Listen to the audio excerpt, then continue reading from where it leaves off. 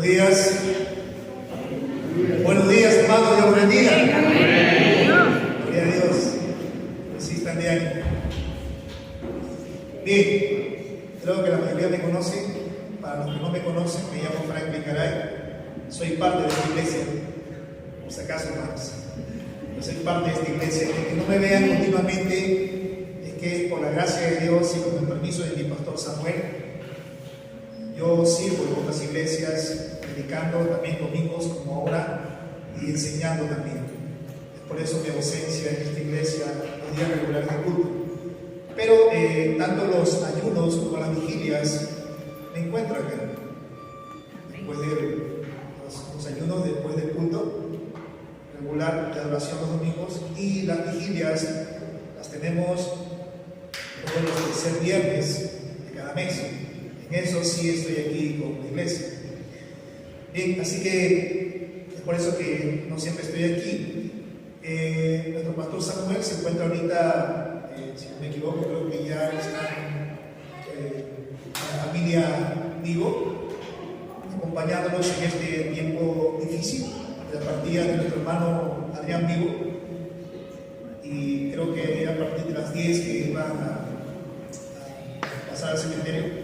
Por eso que el pastor me encargó a que esté por aquí, y por la gracia de Dios también. Por la gracia del Señor. Bien.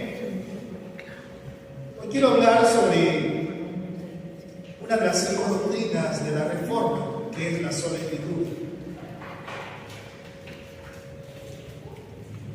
Dios te bendiga.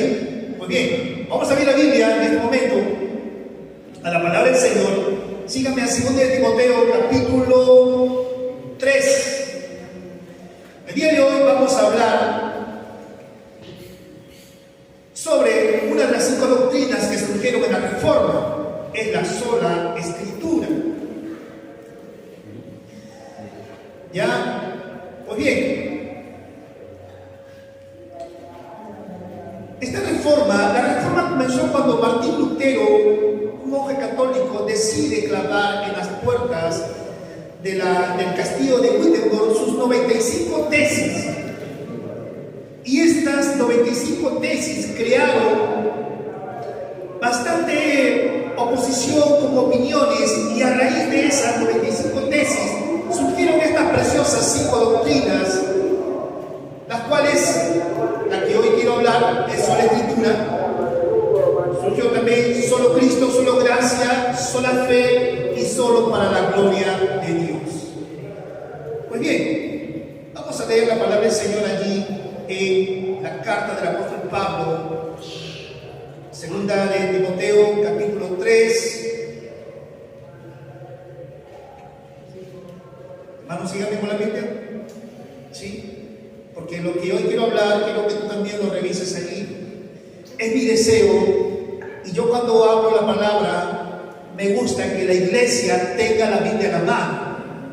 ¿Saben por qué? Porque yo me puedo equivocar, y a mi error tú le puedes decir amén. Y en vez de hacerte bien, me hice daño, porque me crees a mí, crees que soy infalible, crees que yo no me equivoco. Hace poco estuve en el Milagro, porque en el Milagro también predico en una iglesia, y una hermana, después que le muestro las escrituras, la hermana me dice: sí, hermanito, yo sé que la Biblia dice eso, pero a nosotros nos han enseñado diferente. Y se fue, hermanos, se fue de la iglesia. A pesar de las evidencias que le mostraban por las escrituras, decide aceptar la voz de su pastor antes de lo que Dios está diciendo allí. Y si es un hábito, si es un mal hábito, creer todo lo que se dice acá sin tener argumentos bíblicos. Yo les digo esto para que sean sanos en la fe. Por eso mi deseo es que mientras voy hablando, ustedes tengan la palabra abierta, amén, para que lo que yo digo sea corroborado por las escrituras. Leemos la palabra del Señor allí en 2 Timoteo capítulo 3, y presten atención, vamos a leer las escrituras. Vamos a leer las escrituras, que el Señor pueda bendecir este tiempo. Oramos primeramente. Señor, gracias te damos, porque tú eres bueno y tu misericordia es para siempre. Padre, te pedimos en el nombre de Jesús de Nazaret que hablas el entendimiento a tu pueblo. Dame palabras sabias y eficaz para dárselas, Señor. Solo es por tu gracia y misericordia, sin mérito alguno, que yo estoy aquí delante de tu pueblo santo, pueblo redimido por la sangre de Cristo. Señor, queremos adorarte, te hemos adorado cantándote, hoy queremos adorarte también prestando atención a tu palabra y ser edificados, exhortados y consolados, oh Dios. Bendícenos, Señor, desde el comienzo hasta el final en todo lo que hagamos aquí. Te damos gracias, Dios, en el nombre de Jesús. Amén. Amén. Bien, mis hermanos, leemos ahí la palabra del Señor en la carta del apóstol Pablo, segunda de Timoteo, capítulo 3. Leemos allí. También debes saber esto, que en los postreros días vendrán tiempos peligrosos. Vamos a leer hasta el verso 17, ¿vale? Vamos a leer 17 versos. Empiezo otra vez, capítulo 3, verso 1. También debes saber esto, que en los postreros días vendrán tiempos peligrosos, porque habrá hombres amadores de sí mismos, ávaros, vanagloriosos, soberbios, blasfemos, desobedientes a los padres, ingratos, impíos, sin afecto natural, implacables, calumniadores, intemperantes, crueles, aborrecedores de lo bueno, traidores, impetuosos, infatuados, amadores de los deleites más que de Dios, que tendrán apariencia de piedad, pero negarán la eficacia de ella. A estos evita. Verso 6. Porque de estos son los que se meten en las casas y llevan cautivas a las mujercillas cargadas de pecados, arrastradas por diversas concupiscencias. Estas siempre están aprendiendo y nunca pueden llegar al conocimiento de la verdad. Y de la manera en que Janes y Jambres resistieron a Moisés, así también estos resisten a la verdad, hombres corruptos de entendimiento, reprobados en cuanto a la fe. Mas no irán más adelante, porque su insensatez será manifiesta a todos, como también la fuera de aquellos. Pero tú has seguido mi doctrina, conducta, propósito, fe, longanimidad, amor, paciencia, persecuciones, padecimientos como los que me acontecieron en Antioquía, en Iconio, en Listra, persecuciones que he sufrido, y de todas me ha librado el Señor. Y también todos los que quieren vivir piadosamente en Cristo Jesús sufrirán persecución. Mas los malos hombres y los engañadores irán de mal en peor, engañando y siendo engañados. Pero persiste tú en lo que has aprendido y te has persuadido, sabiendo de quién has aprendido, y desde la niñez has sabido las sagradas escrituras, las cuales te pueden hacer sabio para la salvación por la fe que es en Cristo Jesús.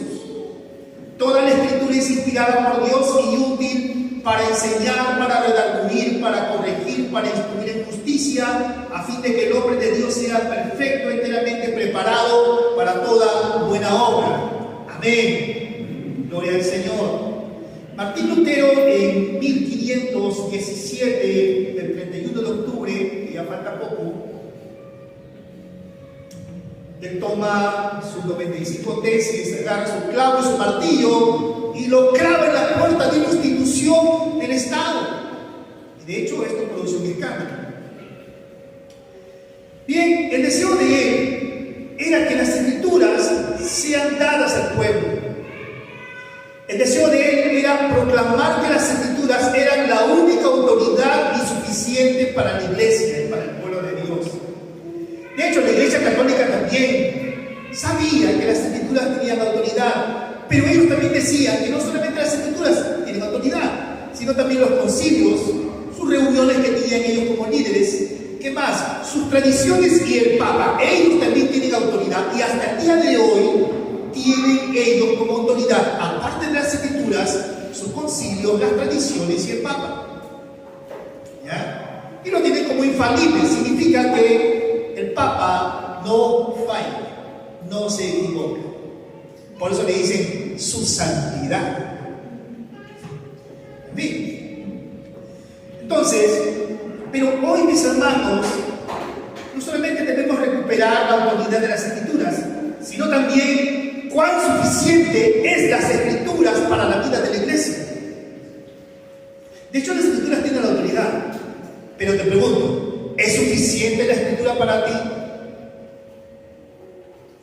Si no la conoces, es seguro que es insuficiente para ti.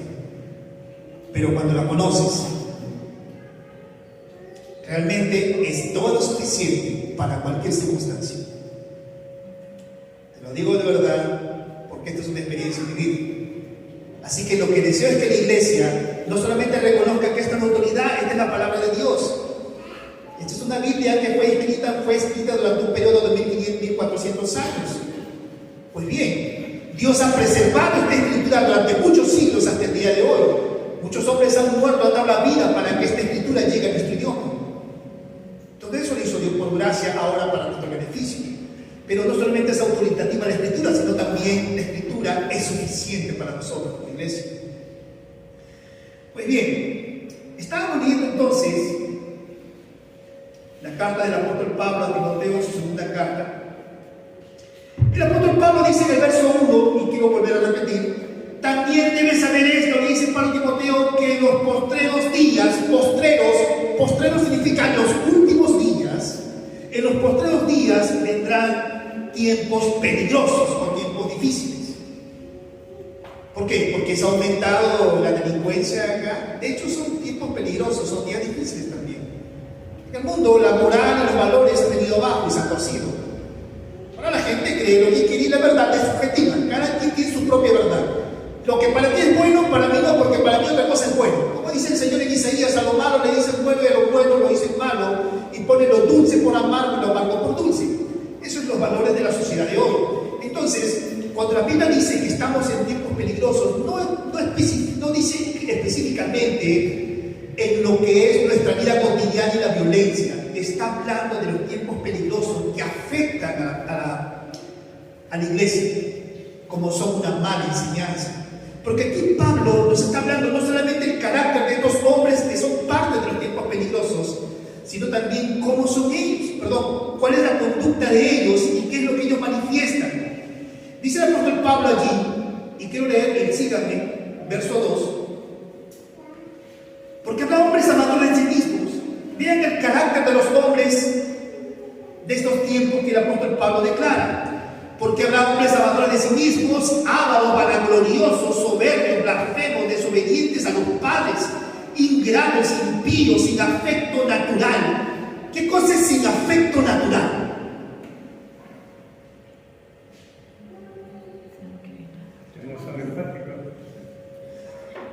Bien, nosotros sabemos por naturaleza que una madre ama a un hijo, ¿amén? Pero ¿qué vemos cuando una madre realmente no ama a su hijo? Lo vemos como antinatural. Ese afecto que la madre debe tener a su hijo lo vemos como normal, pero todo lo contrario es no tener un afecto natural. Es un ejemplo. ¿Ya? Entonces dice que los hombres de los últimos tiempos no tendrán por naturaleza tener un amor genuino hacia sus seres queridos o un amor natural que nosotros como hombres creados por Dios lo tenemos hacia los parientes, los hijos, los hermanos. Esto se va a perder en ellos, se va a perder. Pablo ya lo describe. Verso 3 estoy leyendo, sin afecto natural, calumniadores, intemperantes, crueles, aborrecedores de lo bueno, traidores, impetuosos, infatuados, amadores de los deleites más que de Dios. Bien, Pablo nos dice, miren, así son estos hombres. Pero hay un detalle más que el apóstol Pablo realza por encima de eso. Y esto Pablo nos advierte para la iglesia. Vamos al verso 5, ¿qué dice allí? Tendrán, vean, aquí hay algo interesante que Pablo realza por encima de todo lo demás. ¿Qué dice allí?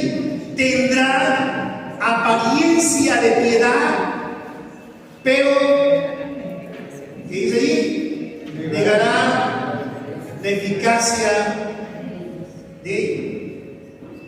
¿Sí? A estos, evítalos. ¿Dónde se encuentran estas personas que tienen apariencia de hombres piadosos? ¿Dónde están? ¿En el mundo? ¿Dónde están? En la iglesia, hermanos. En la iglesia. ¿Ya? Este es el terrible peligro del cual Pablo nos advierte.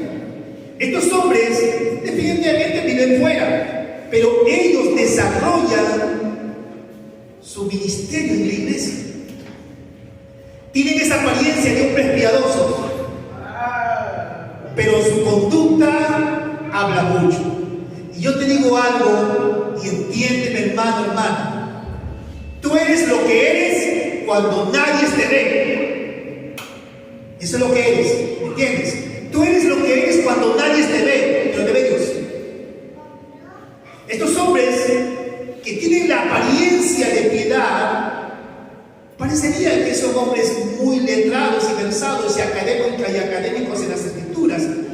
Y hay muchos de estos hombres que tienen apariencia de piedad que están en los púlpitos también. Y son aplaudidos y son admirados y tienen muchos seguidores. Pero cuando los conocemos bien a la luz de las escrituras, nos damos cuenta que no lo son. No lo son. Entonces, debemos de tener cuidado, mis hermanos, de no colocar me gusta a cualquier predicador que tú oyes en las redes sociales. Nosotros le ponemos me gusta a la palabra de Dios y nada más. Amén. Así que no nos dejemos engañar. Claramente dijo Jesús: no todo el que me dice Señor, Señor entrará en el reino de los cielos, sino el que hace, ¿qué cosa dice? Hace la voluntad de mi Padre que está en los cielos. Entonces Pablo, aparte que nos da el carácter, cómo es la conducta de ellos, nos está dando aquí una clave de cómo identificar a estos hombres de los últimos días. Aparentemente son hombres que tienen la apariencia de ser hombres muy amables, muy correctos, muy amorosos, muy atentos, muy serviciales, muy hospedadores. Y muchas veces eso nos da la imagen de ser un hombre que ama a Dios. Pero no te dejes engañar. Si tú te das cuenta por las escrituras que lo que sale de sus bocas es errado, es equivocado, entonces tiene una apariencia de piedad. ¿Me entiendes? Yo puedo hablar muy lindo, puedo conocer la escritura, la Biblia de cabo a rabo y te la enseño muy bien. Pero si tú me ves, perdón, disculpe, me estoy equivocando. Yo puedo conocer mucho la escritura, pero si tú, al comparar que lo que yo hablo no va de acuerdo a la verdad, entonces yo tengo una apariencia de piedad. Porque mi vida debe de ir de acuerdo con lo que la Biblia dice. Y no solamente pidiendo de conocimiento, sino que también lo enseño conforme a la revelación que Dios nos da. Yo no puedo tener una vida moralmente correcta, pero a la vez enseño torcidamente las escrituras. Hay personas que llegan a las casas, venimos a hablar del reino de los cielos, y tú los ves bien vestidos, con buena apariencia, y algunos desclara, rubios a veces, y muy amables, y te ganan con la amabilidad, ¿no es así? Adelante, queremos hablar de Dios, ya cualquier cosa que sea, Dios pase, usted lo hace pasar. Y la pregunta es, ¿estás preparado o preparada para darte cuenta si lo que ellos te vienen a dar a tu casa es la verdad? Quiero que vayas conmigo a la palabra del Señor. Vea la carta del apóstol Juan. Vamos a leer segunda de Juan.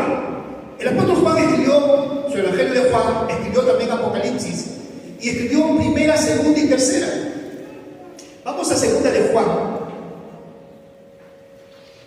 Tiene un solo capítulo. Lean conmigo, hermano, lean conmigo. Vamos a la palabra del Señor, la segunda de Juan. Dice la escritura, vamos a leer el verso 7, en adelante. Por favor, presten atención. Si esto ustedes nunca lo han leído, pues quiero que aprendan.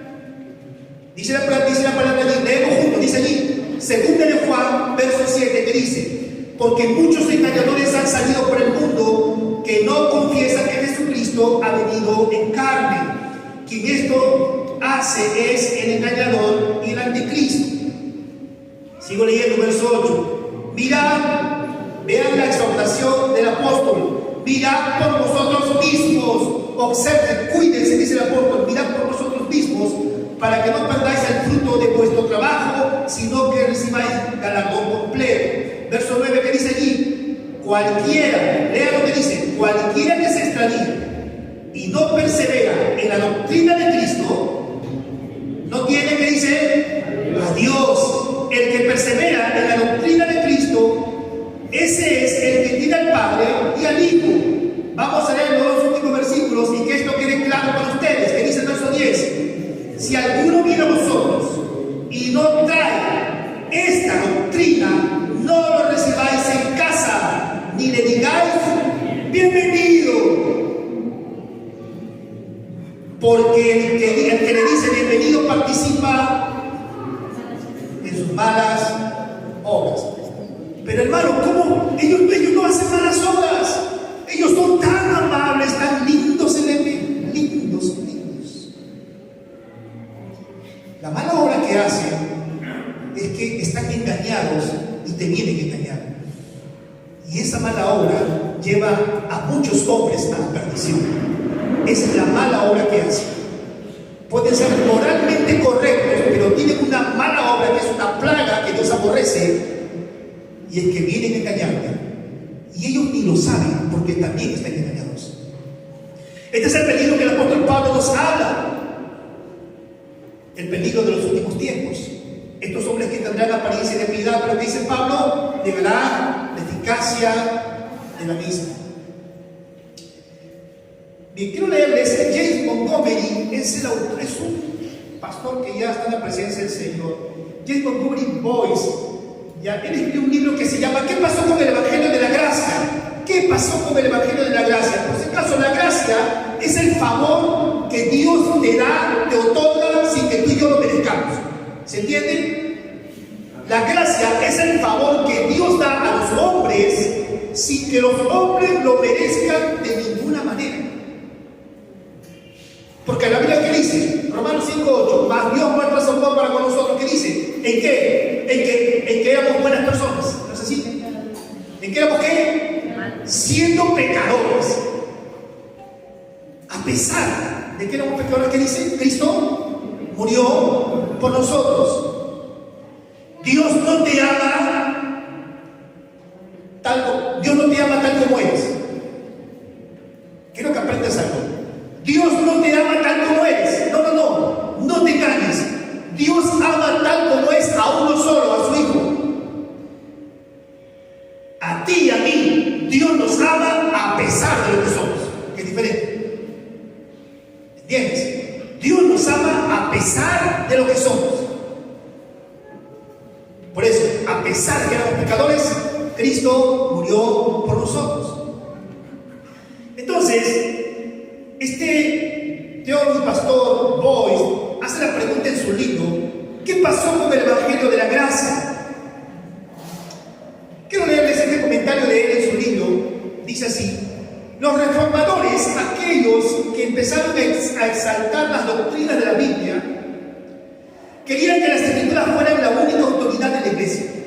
Hoy en día, al menos en la iglesia evangélica, ese no es nuestro principal problema. Afirmamos la autoridad bíblica, sí. Nosotros sabemos y conocemos que la Biblia es la autoridad. Más bien nuestro problema es decidir. Escuchen, más bien nuestro problema es decidir si la Biblia es suficiente para la vida y el trabajo de la iglesia. Nosotros sabemos que esta es la autoridad, pero la pregunta es: ¿tú crees que esto es suficiente para la vida y el trabajo de la iglesia? Porque muchos hermanitos dicen así: hermano, es que la Biblia fue escrita en otro tiempo y la palabra de Dios ya se hizo añeja. ¿Ah? La palabra de Dios ya está añeja. Dios en la eternidad planificó este libro. Y Dios, que conoce el comienzo y el final, Dios sabe que esto iba a ser relevante y eficaz también para el final. ¿No les parece? ¿Dios conoce todas las cosas? Creo que sí, ¿no? ¿Ustedes lo creen? Bien. ¿Dios conoce la Biblia de cabo a rabo? También, porque la creó. Ahora, esto que está aquí, ¿realmente es eficaz para este tiempo? ¿Es relevante para este tiempo también? ¿Lo es o ya no lo es? De repente, como ya está viejita, ya es que, hermano, los tiempos han cambiado, la juventud es otra, los tiempos, la tecnología, y se ha hecho un poco precario ya tomar la Biblia para consejo. La naturaleza humana sigue siendo la misma, tan pecadora como antes, y quizás aún un poco más. Así que la Biblia no ha cambiado. Dice la Escritura que Jesucristo, ¿qué cosa es? El mismo ayer, hoy y por los siglos. Dice Dios, yo no cambio, porque si yo hubiese cambiado, dice el Señor, hace tiempo ustedes hubiesen sido consumidos. Así que la misericordia de Dios es desde la eternidad hasta la eternidad. Entonces, ¿qué es lo que dice el autor? Que realmente podemos pensar que la Biblia es suficiente para la vida y el trabajo de la iglesia. Sigo citando al autor del libro. Confesamos su autoridad, pero descartamos su capacidad para hacer lo necesario para atraer a los no creyentes a Cristo. Permitimos crecer en piedad, proporcionar dirección a nuestras vidas y transformar y revitalizar la sociedad. Así, sustituimos el evangelismo bíblico por formas y métodos, experiencias religiosas especiales en lugar del conocimiento de la palabra y proveer y garantizar la santificación, revelaciones especiales para discernir la voluntad de Dios para nuestras vidas y una confianza en el poder humano para cambiar la sociedad. De hecho, estas son cosas que se aplican en la iglesia ahora, ¿no? Allá en la iglesia del Milagro hay una iglesita donde también estoy con ellos apoyándolos. Esa iglesia se desbarató. ¿Por qué se desbarató? Porque los profetas estaban amenazando a los hermanitos. Los profetas. Donde escuches que en una iglesia hay profetas, huye, no te quedes allí. Entonces, hermanos, los hermanitos de esta iglesia vivían de temor, porque la Biblia no era su autoridad. La autoridad de esta iglesia era la voz de los profetas, de los vasos. De tal manera que estos hermanitos ni tenían ninguna seguridad de salvación y vivían temerosos que en cualquier momento Dios se portase como un ídolo y los castigase por cualquier cosa mala que ellos hiciesen. Eso hacen los ídolos, no lo hace Dios. Entonces, cuán importante que se enseñe la verdad de las Escrituras y se exponga claramente que la Biblia es suficiente para la vida y la conducta de la iglesia.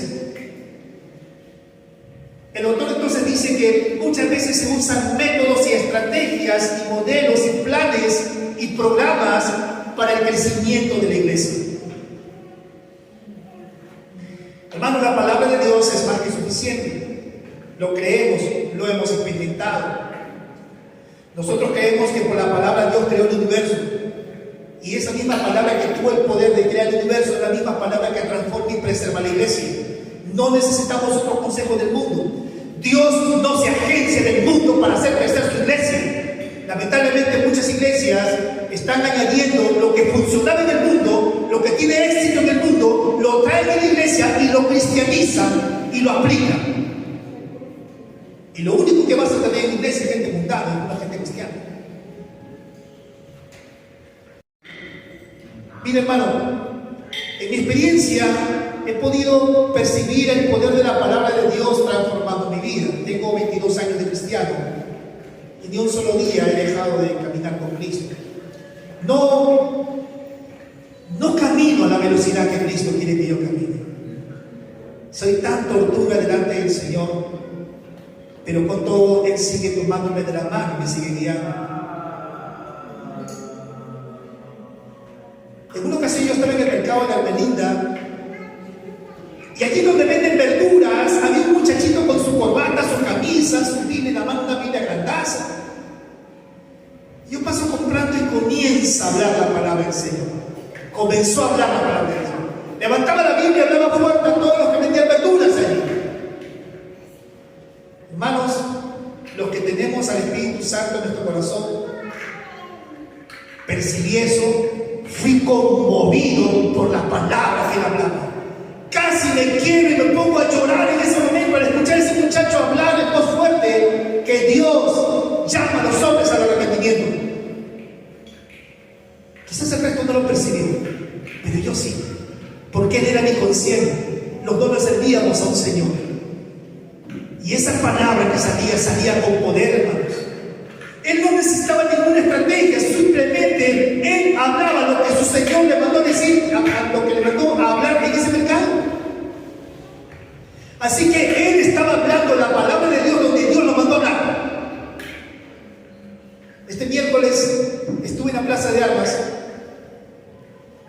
Tuvimos alguna oposición con los hermanos porque el parlantito no trajeron el micro, la batería no funcionó y comenzó a llover. El miércoles llovió, no sé si.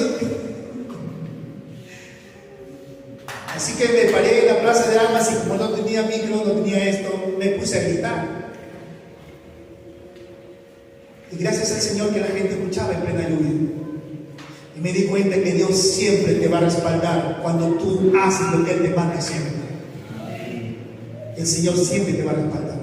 Cuando me puse a predicar, cogí las manos así. Así. Y la lluvia que me caía.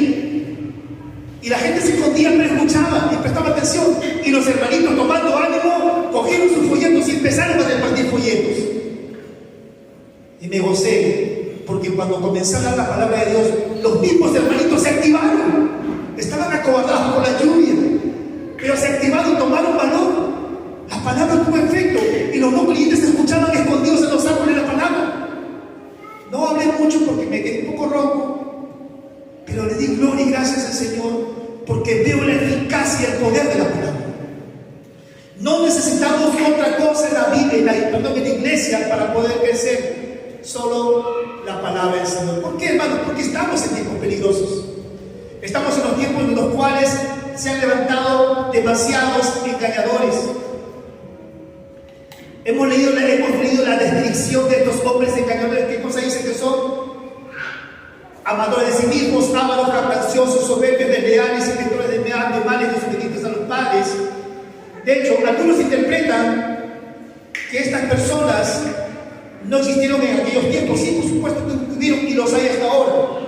Pero estos tiempos peligrosos se están refiriendo, hermanos, al engaño que tienen estos hombres para poder predicar la palabra, a una falsa doctrina. De hecho, estamos en los tiempos donde estas descripciones sí se cumplen en los hombres. Pero por encima de eso, el peligro para la iglesia es que la iglesia reciba un alimento que no es eficaz, que la iglesia reciba un alimento que está contaminado, que no tiene que ver nada con la verdad de las Escrituras. Entonces ellos sí tendrán apariencia de piedad, pero realmente en su corazón y delante de Dios no la tienen, no la tienen. Cito al pastor Boyce, donde él dice de esta manera. En otras palabras, el problema que Pablo está escribiendo, lo que hemos leído en el capítulo 3 de 2 Timoteo, el problema que Pablo está escribiendo no es que el mundo será malo en los últimos días antes del regreso de Cristo, sino que la iglesia sea como el mundo, como lo es hoy. Hay un gran problema, es que la iglesia desea que el mundo venga a la iglesia. ¿Ya? Algunos dicen, hermano, ¿cómo hacemos? ¿Cómo hacemos? ¿Cómo hacemos para que la gente venga a la iglesia? ¿Cómo hacemos para que la iglesia se llene de gente y les hablemos de Cristo? Mira, he visto que hacen esto, hacen lo otro, apliquémoslos en la iglesia. Y la pregunta es, hermanitos, ¿ya le consultaron a Dios en oración y por la palabra, en la lectura, que Dios está aprobando que metan esas estrategias en su iglesia? ¿Ya le consultaron? Y muchísimas veces la iglesia utiliza métodos mundanos y luego que ya ha planificado para llamar gente del mundo a la iglesia utilizando métodos mundanos, luego que ya está todo listo, ¿saben qué hacen? Se ponen a pedirle a Dios que bendiga esos métodos mundanos. Señor, hemos preparado esto, vamos a hacer esto, por favor bendícenos. Nada, mis hermanos, Dios no lo va a bendecir. Nosotros tenemos una buena estrategia para ganar almas, es la predicación de la palabra, y solo eso, y la Biblia nos manda eso, y nada más. Entonces el autor dice que mucha iglesia se ha convertido como el mundo. Ahora la iglesia quiere ser popular en el mundo. La iglesia quiere que el mundo la ame. Y esa es una incoherencia, hermanos. Esa es una incoherencia.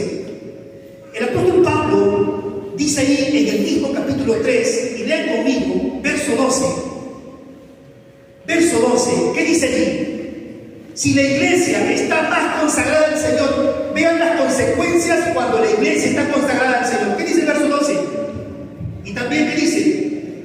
Todos los que quieren vivir, hay una palabra, piadosamente. ¿Qué cosa es piadosamente? Consagrado, amante del Señor. Si tú quieres vivir una vida consagrada y amante del Señor, ¿qué dice? ¿Te vendrán bendiciones, sí o no? ¿Qué dice allí? ¿Señor te va a bendecir o no? Padecerán persecución. No te va a bendecir el Señor si tú vives consagrado a Él. ¿Qué dice el texto? Padecerán. Sufrirán persecución. Mira, si a tu maestro lo persiguieron y tú eres un seguidor de él, te aseguro que también tendrás la misma persecución. Amén.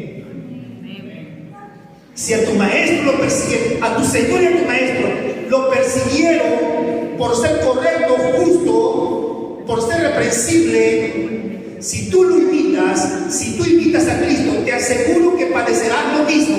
Lo dice el Espíritu Santo.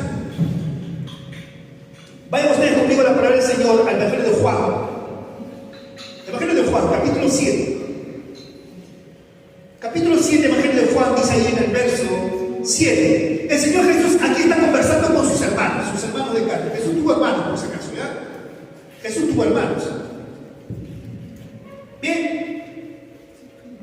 Juan capítulo 7, verso 7, dice en la Escritura, Jesús le dice a sus hermanos, no puede, que dice, el mundo aborrecerlos a ustedes. No, a ustedes el mundo no los odia, ustedes se codean con el mundo es feliz con ustedes y ustedes feliz con el mundo.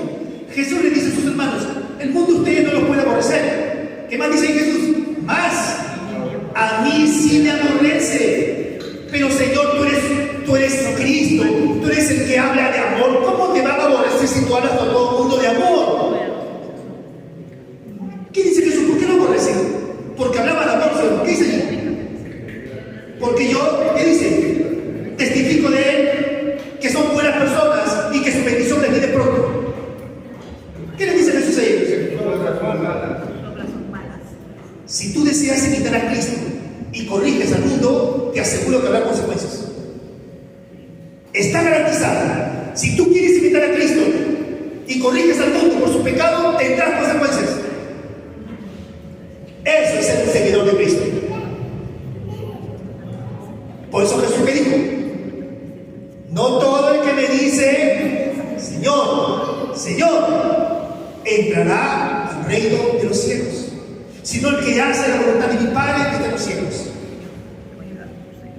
Hermanos, yo les animo a que Cristo sea el centro de tu vida, el centro de tu corazón. Si hoy has venido acá y me estás escuchando, yo quiero decirte que imites a Jesucristo haciendo esto mismo. ¿Saben qué? Hay muchos problemas en los hogares. A veces consentimos el pecado y la malcriadez de aquellos que viven con nosotros. Y no los corregimos y no los estorbamos porque decimos los amamos. No, ese es tolerar el pecado. Es que si yo lo corrijo y le llamo la atención, me voy a sentir mal o me van a acusar de intolerante. Hermanos, nosotros somos llamados a agradar a Dios antes que a los hombres. Amén. Entonces, si nosotros queremos ser hombres y mujeres bíblicos, tenemos que caminar como Cristo.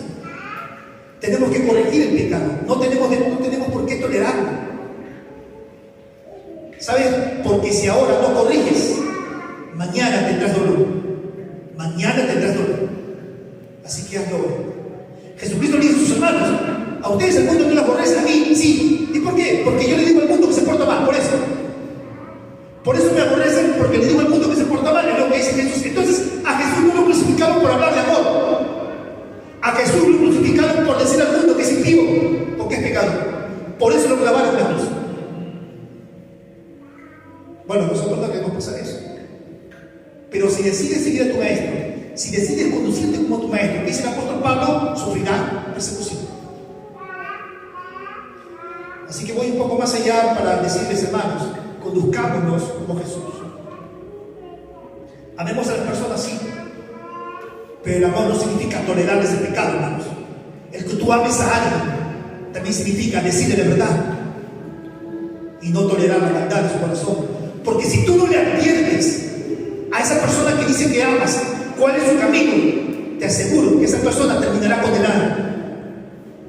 Terminará condenada. ¿Y sabes por qué se condenó? Porque tú lo amaste mucho. Como tú lo amas tanto, no le dices verdad y termina condenado. Y ponemos en la sepultura que en paz, que de Dios goce y que en paz descanse. Mentira. La Biblia dice que está establecido para los hombres que mueran una sola vez y después de eso viene el juicio. Así que esa palabra es un consuelo de la lápida muchas veces. Pero si mueren en Cristo, les aseguro que estarán en gloria.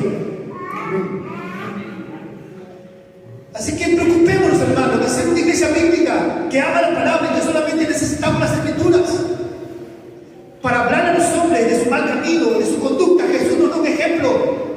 El mundo me aborrece porque yo les digo la verdad, que se portan mal. Y los hombres de los últimos días que describe Pablo, ellos están portándose de una manera como si ellos fuesen hombres piadosos. Y realmente no lo son. No lo son. Entonces creemos, hermanos, firmemente en la palabra del Señor. Bien, quiero leerles, estamos leyendo el capítulo 3 de Segunda de Timoteo, y lean conmigo, hermanos, lean conmigo dos textos, el verso 14 y el verso 15. El apóstol Pablo le da la clave, le da la clave a Timoteo para que su ministerio sea eficaz. Leemos allí, capítulo 3 de 2 Timoteo, versos 14 y 15, que dice allí: pero tú, que dice, persiste tú en las cosas que has aprendido, y te persuadiste sabiendo a quién has aprendido, y que desde la niñez has sabido las sagradas escrituras, las cuales te pueden hacer sabio para la salvación que es por fe, que es en Cristo Jesús. ¿Cuál es la clave según este texto? La palabra de Dios. La palabra de Dios. Esta es la clave para que el ministerio de Timoteo sea eficaz y pueda alumbrar con la luz del Evangelio a los hombres. No usando lo que funciona en el mundo y meterlo a la iglesia. No, hermanos. Solo la palabra de Dios es suficiente y eficaz para convencer el corazón endurecido del hombre. Dios con su palabra lo que hace es romper la resistencia del corazón humano para ablandarlo y traerlo a los pies de Cristo. Los hombres tienen que ser confrontados con la verdad. A las personas que están enfermas no se les puede dar una medicina si primero no se enteran de que mal padecen, o los médicos hacen eso. Le dan primero la medicina y luego le dicen: mira, te di esto por esto. O primero les dice: esta medicina te curará por este mal. Lo correcto es que los enfermos reciban su diagnóstico y se les sugiera o se les ordene, que es lo correcto, a que reciban y tomen esta medicina. De la misma manera, hermanos, nosotros no podemos hablar a las personas de la gracia de Dios sin que ellos sepan por qué la merecen. No, nosotros no podemos decirles ya que Dios los ama. Sí, no podemos ser ligeros y decirles que Dios los ama y que Dios los quiere bendecir cuando ellos no saben que Dios está airado con ellos. Dios está airado con el pecador todos los días. Y los hombres necesitan enterarse de que el Dios que los creó es un Dios justo. Si es amor, por eso siguen vivos. Por eso Dios les da misericordia todos los días. Por eso Dios les da alegría en el corazón. Pero Dios también es un Dios justo. Y ellos necesitan enterarse de la justicia de Dios sobre el pecado. Cuando ellos se enteren que necesitan un Salvador, entonces correrán a Cristo, verán a Cristo glorioso, verán a ese Cristo y lo anhelarán, porque Él es el único y suficiente Salvador que necesitan. El apóstol Pablo le dice a Timoteo: lo único que necesitas para que tu ministerio sea eficaz es la palabra, y nada más que la palabra. Entonces, la palabra es suficiente para el evangelismo, hermanos. No hay otra cosa que vamos a utilizar, solamente la palabra. Es por la palabra que los hombres son convencidos de su pecado. Es exponiéndoles la ley y mostrarles cuán mal están ante Dios. De hecho, la gente no se arrepiente porque la gente piensa que está bien con Dios. Y yo te pregunto ahora, préstame atención, yo te pregunto: ¿tú estás bien con Dios? ¿Tú estás bien con Dios? Respóndeme, ¿estás bien con Dios? Si tú murieras en este momento, si tú murieras y Dios te toma, si murieras en este momento, yo te pregunto: ¿merecerías el cielo o la condenación? Si Dios te pesa en balanza, ¿serías hallado falto? Respóndete a mí. Entonces, la Biblia dice claramente que más Dios muestra su amor para con nosotros, en que siendo pecadores, ¿qué hizo Cristo? Murió por nosotros. Yo te pregunto: ¿deseas más evidencia del amor de Dios que esto? ¿Deseas más evidencia que el amor de Dios que esto? No hay más evidencia del amor de Dios que Cristo, que Dios, entregó a su Hijo Jesucristo por nosotros. No hay más evidencia que esto. Y la gente dice: pero Dios no me ama, estoy así porque no siento el amor de Dios. Ya Dios entregó a su Hijo por ti. El problema, hermanos, es que los hombres viven en enemistad con Dios. Y la gente quiere resolver sus problemas de esta vida, pero lo que menos quieren resolver es el problema que tienen con Dios. Y el problema que tienen con Dios es que Dios los va a juzgar porque son pecadores. Por eso. Entonces, lo primero que tiene que hacer la gente es resolver el problema que tiene con Dios. Y yo te pregunto: ¿tú estás en problemas con Dios en esta mañana? ¿Estás en problemas con Dios? Si estás en problemas con Dios, yo te invito a que resuelvas tus problemas hoy, en esta mañana. Hay que hacerlo, hermanos. Entonces, la palabra de Dios es más que suficiente para el evangelismo. La Biblia nos dice claramente en Romanos 3:23: por cuanto todos hemos pecado, estamos echados fuera de la presencia salvadora de Dios. Esto incluye a todo el género humano. Pero por la gracia de Dios, hoy los que estamos acá, por gracia de Dios, también somos pecadores, pero somos pecadores salvados por la sangre de Cristo. Amén. Somos pecadores salvados por la sangre de Cristo. Pero hay otros pecadores que no han sido salvados por la sangre de Cristo. Entonces ellos necesitan ser expuestos a la verdad para que sepan que necesitan un Salvador. No necesitamos más argumentos para que los hombres rompan esta resistencia ante Dios y sean salvos que la palabra, y solo la palabra del Señor. Dice la palabra del Señor también allí en el 2 Corintios capítulo 5 verso 10, que todos compadeceremos ante el tribunal de Cristo para recibir lo que hayamos hecho según mientras estamos en este cuerpo, sea bueno o sea malo. Hay un juicio pendiente. Escúchame, hermano, hermana, tu vida y mi vida terminará en un tribunal. Nuestra existencia en esta tierra terminará en un tribunal. Y yo te pregunto: ¿estás listo para ser presentante ante ese tribunal de un Dios justo? ¿Estás preparado para aquel día? Hay 2 días de los cuales tienes que estar preparado. Uno es el día de la muerte y el otro es el día de la segunda venida de Cristo. Yo te pregunto: ¿estás preparado para esos días? Necesitas entonces conocer que Dios está dispuesto a perdonar tus pecados.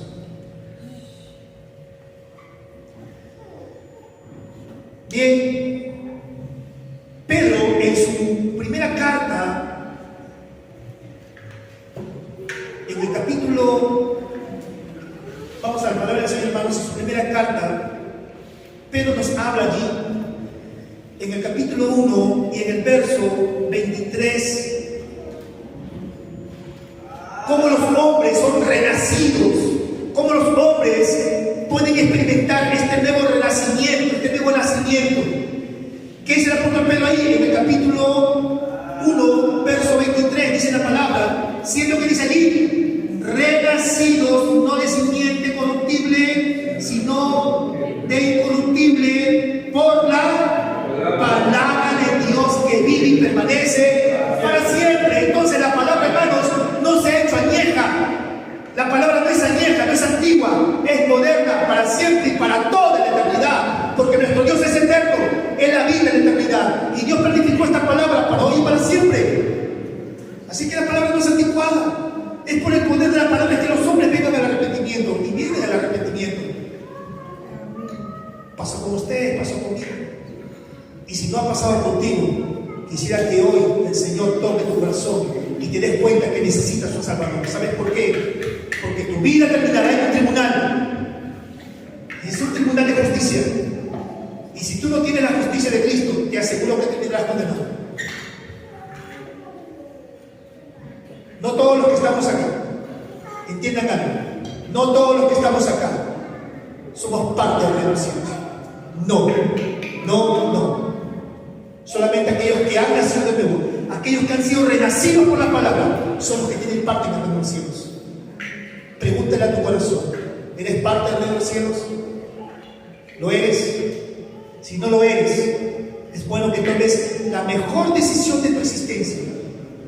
Porque el deseo y el propósito de Dios es que el hombre tenga un encuentro personal con su Creador. La cosa más maravillosa del ser humano es que el hombre tenga un encuentro con su Creador. Y si tú no lo tienes, yo te animo a que lo hagas en esta manera. Bien, quiero citar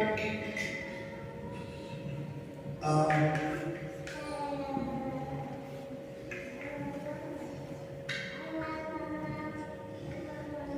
bien, estábamos viendo que la palabra es suficiente para esto, pero quiero leer acá, tengo una copia aquí.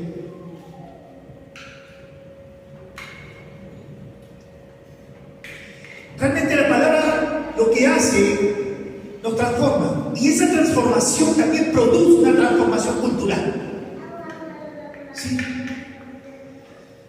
Esa palabra transforma la cultura. La palabra no se adapta a la cultura. La cultura es la que tiene que adaptarse a la palabra. Y lamentablemente a veces al revés.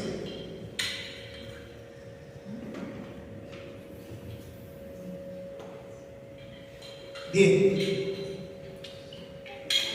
Quiero darles un ejemplo. Quiero leer esta cita. ¿Qué es lo que pasó en aquel tiempo?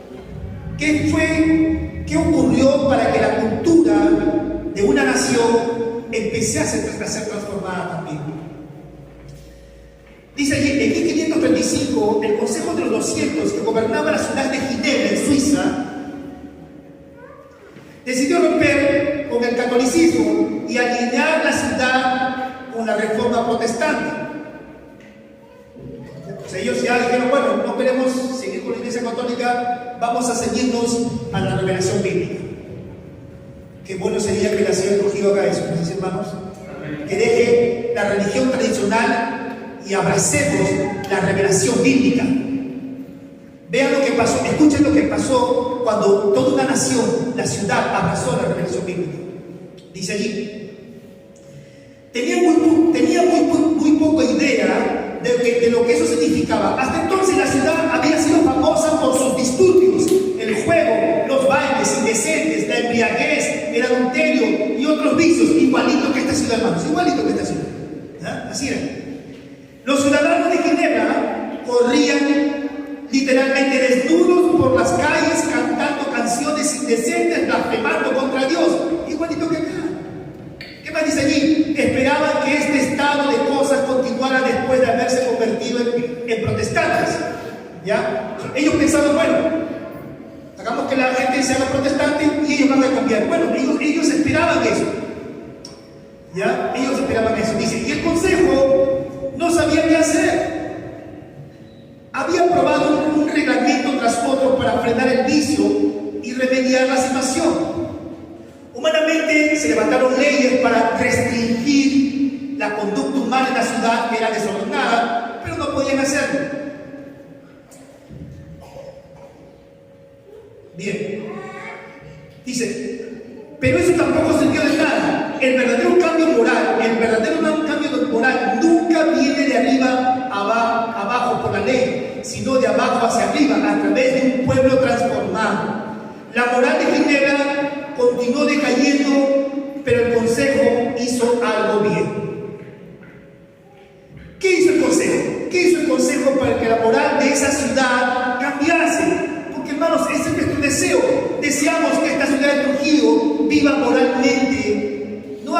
amándonos y conviviendo decentemente entre nosotros, sino que nuestro anhelo como iglesia es que también reflejemos y honremos a Dios como ciudad. Entonces, ¿qué hizo este consejo? Dice allí, invitó a Juan Calvino a convertirse en el pastor y predicador principal de Ginebra. Llegó en agosto de 1536, un año después del cambio. Al principio fue ignorado incluso por el consejo, ni siquiera le pagaron el primer año.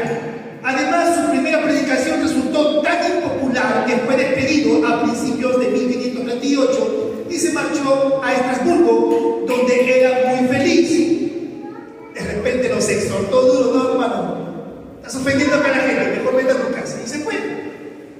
Dice, no tenía ningún deseo de volver a Ginebra. Sin embargo, cuando la situación en Ginebra siguió deteriorándose, o sea, las cosas seguían de mal en peor, la opinión pública se volvió de nuevo hacia él, e impulsado por el sentimiento de deber, Calvino regresó. Era el 13 de septiembre de 1541. Bueno, la cosa estaba fuera de control. Llamemos al predicador.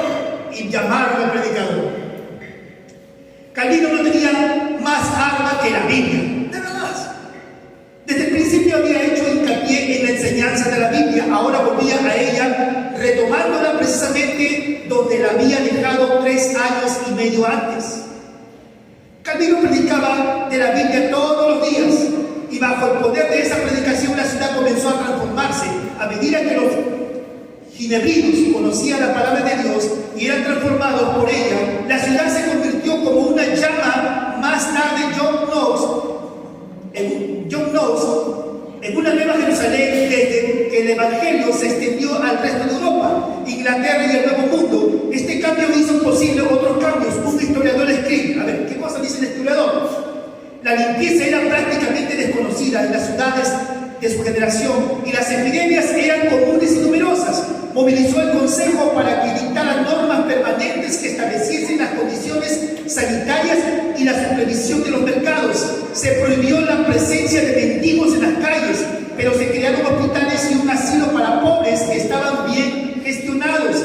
Calvino trabajó celosamente por la educación de todas las clases y estableció la famosa academia, cuya influencia llegó a todas partes de Europa, incluso a las Islas Británicas. Instó al Consejo a introducir la industria del pan y la seda, sentando así las bases de la riqueza temporal de Ginebra. Esta industria tuvo especial éxito porque Calvino, a través del Evangelio, creó en el individuo el amor al trabajo, la honradez y el ahorro y la cooperación. Vean cómo la palabra empezó también a tocar la parte económica de las personas. Enseñó que el capital no era algo malo, sino el resultado bendito del trabajo honesto y que podía utilizarse para el bienestar de la humanidad. Los países bajo la influencia del calvinismo están invariablemente relacionados con una creciente industria y riqueza. No es mera coincidencia que la libertad religiosa y política surgiera en aquellos países donde el calvinismo había penetrado más profundamente. Probablemente nunca ha habido un ejemplo más claro de amplia reforma moral y social que la transformación de Ginebra bajo el ministerio de Juan Calvino, y se llevó a cabo casi enteramente por la predicación de la palabra de Dios. Vean, un poco larga la historia, pero nos damos cuenta cómo este hombre Juan Calvino, exponiendo la verdad de las Escrituras, creó un impacto tal en la sociedad que la sociedad fue transformada, y hasta el día de hoy. Hasta el día de hoy. Bien, entonces, Calvino comprendió lo que Pablo le dijo a Timoteo. ¿Qué cosa le dijo Pablo a Timoteo? Leemos que dice allí en el verso 15, que estamos leyendo en 2 Timoteo capítulo 3. Dice ahí la palabra del Señor. Y que desde la niñez has sabido las sagradas Escrituras, las cuales te dicen, te pueden hacer sabio para la salvación y por la fe que es en Cristo Jesús. Solo el poder de la palabra transformó a aquella nación, a aquella ciudad. Y yo les pregunto, esa palabra que tuvo poder para transformar en aquel tiempo esta ciudad, ¿seguirá teniendo el mismo poder ahora? ¿Lo creen, hermanos? Pues dedíquense a expresarla, dedíquense a predicarla. Prediquen en sus casas, a sus familiares, a sus vecinos. Háblenla, porque esta ciudad necesita ser transformada solo por el poder de la palabra y nada más. Así que, hermanos, le damos gracias a Dios porque sí, somos una iglesia que ha sido transformada por el poder de la palabra. Y quiero terminar diciéndote algo, porque quiero que la palabra también pueda, si aún no la ha hecho, cambiar tu vida. Así que préstame atención.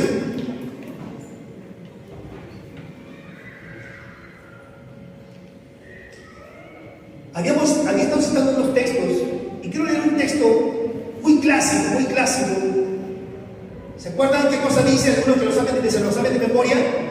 Efesios capítulo 2, ¿se acuerdan, no? Efesios capítulo 2, versos 8 y 9. Efesios capítulo 2, versos 8 y 9. Porque por gracia ustedes han sido salvados. Le habla a la iglesia, aquellos que han nacido de nuevo. Ustedes han sido salvados por gracia. Estaba diciéndoles que la gracia, ¿qué cosa es? Es el favor inmerecido de Dios hacia los hombres. Los hombres no merecen ningún favor divino. Préstenme atención en algo, y soy claro en esto. Quiero ser muy claro en esto. Y creo que sus conciencias les dirán que sí. Tú y yo, lo único que merecemos de Dios es el lago de fuego, y nada más. Lo que tú y yo merecemos de Dios por nuestra conducta, desde que nacimos hasta ahorita, es la condenación, y nada más. Y eso hace que Dios sea justo, porque Dios a los culpables jamás los toma por inocentes. Pero a Dios le ha placido extendernos su gracia, favor inmerecido. En otras palabras, Dios otorga el favor a gente condenada para librarnos de esa condenación. Porque por gracia ustedes son salvos por medio de la fe. Bien, ¿qué es lo que hace Dios? Dios te muestra el camino a la salvación. Hay una fe que no es una fe que la produces tú. Si nosotros le preguntamos a los vecinos, a donde vayamos, y tú les preguntas a ellos si ellos tienen fe en Jesús, te van a decir que sí tienen fe en Jesús. Y si yo te pregunto ahorita, ¿tú tienes fe en Jesús? Claro, hermano, yo también tengo fe en Jesús. Por supuesto, todo mundo, a menos que seas un ateo. Pero si todo el mundo dice que tiene fe en Jesús, ¿por qué dice la Biblia que no todos se salvan? ¿Por qué dice la Biblia que no todos se salvan? Si Cristo murió por todo, ¿por qué todo el mundo no se salva? Entonces, la Escritura nos dice claramente aquí que esta salvación que Dios nos otorga no la producimos nosotros. Nuestra salvación no es el efecto de nuestras buenas conductas. Dice el verso 9, no por obras para que nadie se gloríe, para que nadie se jacte. El que nosotros hayamos sido favorecidos con el favor de Dios no es porque Dios nos debía algo, porque nos portamos bien. El que nosotros hayamos sido alcanzados por el favor divino es una gracia de Dios inmerecida. Entonces, no es porque nos conducimos bien el que Dios nos va a favorecer. El que tú vengas acá a la iglesia y vengas todos los domingos y cumplas con tu presencia acá, eso no te hace salvo. No te hace salvo. No creas que estás alcanzando el favor de Dios porque te portas bien. Porque si tú te portas, si tú por tu buena conducta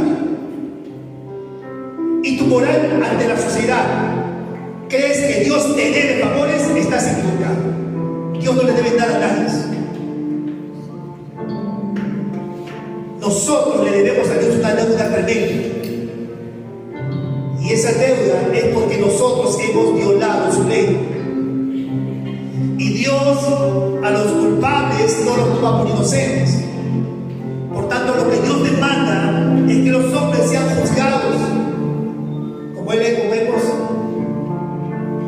les he comentado, la Biblia dice allí en Hebreos, el capítulo 9, verso 27, dice que está establecido para los hombres que mueran una sola vez y después de eso viene el juicio. Pero vuelvo a repetir, ¿cómo a Dios que le ha placido salvarlo por el simple hecho de creer en Él? Pues bien, eso es el amor de Dios. El amor de Dios consiste en que Dios interpuso su amor antes que su ira. Ciertamente nosotros debemos de estar fuera del amor de Dios, fuera de su presencia. ¿Por qué? Porque Dios es justo, pero Dios interpuso su amor antes que su ira, para que en su amor nosotros seamos llamados al arrepentimiento. Si en esta mañana tú te das cuenta que si pudieses hoy no vas a la presencia del Señor a gozar de su gloria, yo te animo a que en esta mañana te arrepientas, a que en esta mañana hagas que Jesucristo sea tu único y suficiente Salvador. Hazlo hoy, porque quizás mañana no habrá otra oportunidad. Hazlo hoy. Ciertamente Dios es un Dios de amor, pero Dios también es un Dios justo. Y en su justicia te aseguro que tú no saldrás librado. ¿Y cómo puedo salir librado del juicio divino? Haciendo que Jesucristo te perdone, haciendo que Jesucristo sea el Señor de tu vida, viviendo en fe y en arrepentimiento, creyendo que Cristo ha muerto por ti. Dios te quiere librar de esa condenación. En otras palabras, Cristo vino a librarnos del juicio de Dios mismo. Cristo vino a librarnos de Dios, porque quien manda al infierno no es el diablo, es Dios. Es Dios quien manda al infierno, no es el diablo. Entonces Cristo vino a librarnos de esa condenación, de ese juicio justo que tú y yo merecemos. Por tanto, yo te animo que en esta mañana, si tus pecados aún no han sido perdonados, si te está gritando tu conciencia que necesitas un Salvador, yo te animo que hoy lo hagas. Una vez yo lo hice y realmente fue la mejor decisión de mi vida. Si hoy lo quieres hacer, yo te pido que lo hagas conmigo. Amén.